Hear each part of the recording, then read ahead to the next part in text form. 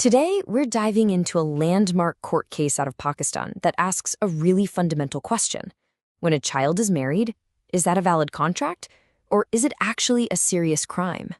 As you'll see, the answer would end up redefining the very idea of consent for an entire nation.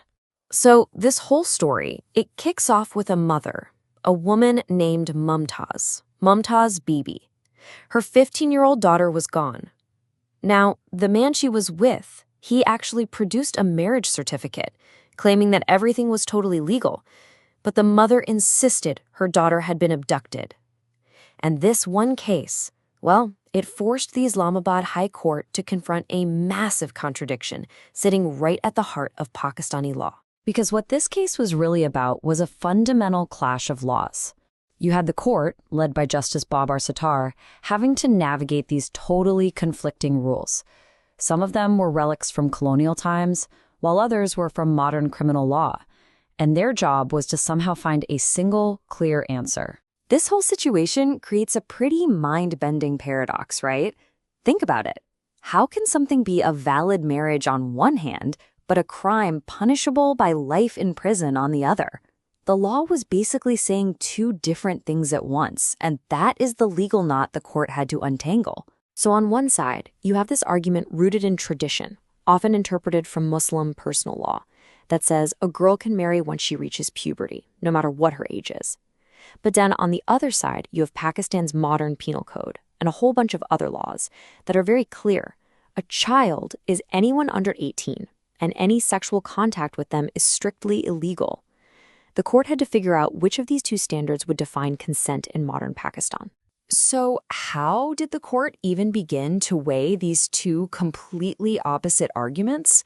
Let's get into it and break down the incredible logic they used to navigate this conflict between the idea of puberty and the letter of the penal code. You know, this legal mess didn't just appear overnight. It's been brewing for almost a century.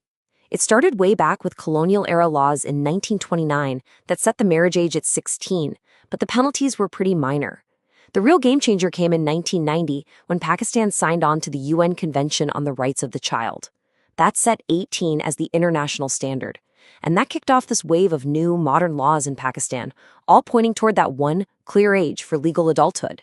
Okay, before we go any further, there's one key legal phrase you've got to know. It's void ab initio. It's Latin, and it means void from the beginning. Now, this doesn't mean a contract gets canceled. It means it was never a real legal contract in the first place. It's like it never existed. Just keep that phrase in your back pocket. It is absolutely crucial. The judge's entire argument was really built on this one simple but incredibly powerful idea. Justice Sattar said that for the rule of law to mean anything, the law has to be consistent. It can't tell you something is a valid marriage with one hand and then tell you it's a major felony with the other. The law, he argued, has to speak with one single voice. All right, so keeping that one voice principle in mind, let's walk through the really elegant step-by-step logic the court used to finally make the laws in Pakistan do just that. First things first, the court laid out a basic premise. They asked, what is the fundamental purpose, the main object of a marriage contract? And the answer is that it's a contract that allows two people to have sexual relations, usually for procreation, and makes that union legitimate in the eyes of society and the state. Okay, but, and this is a huge but, Pakistan's criminal law draws a very clear red line here. Section 375 of the Penal Code defines sex with a girl under 16 as rape. It doesn't matter as there was consent. And then Section 377A goes even further, making pretty much any sexual conduct with a child under 18 a crime. And we're talking about severe penalties, starting at 14 years in prison. So let's connect the dots here, just like the court did. 1, the whole point of a marriage contract is to allow for sexual relations. 2, the law clearly states that sexual relations with a child is a very serious crime. So 3, a contract where the main purpose is to commit a crime cannot possibly be a legal or valid contract. It's an agreement to do something illegal. And so, in the end, the court completely threw out the idea of puberty as a legal standard for marriage.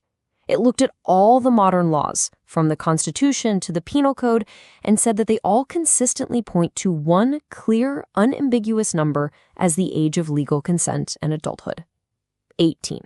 So, after taking apart all the arguments and laying out this airtight logic, the court delivered its powerful and definitive verdict, one that finally solved the paradox we started with. And the judgment's conclusions were crystal clear. First, a child is anyone under the age of 18, period. Second, puberty is irrelevant when it comes to the capacity to marry. Third, a marriage contract with a child is a contract for an unlawful act and is therefore void ab initio. It was never valid to begin with. And finally, no one can use a marriage claim as a defense against charges of rape or sexual abuse of a child. So what did this mean for the family at the center of it all?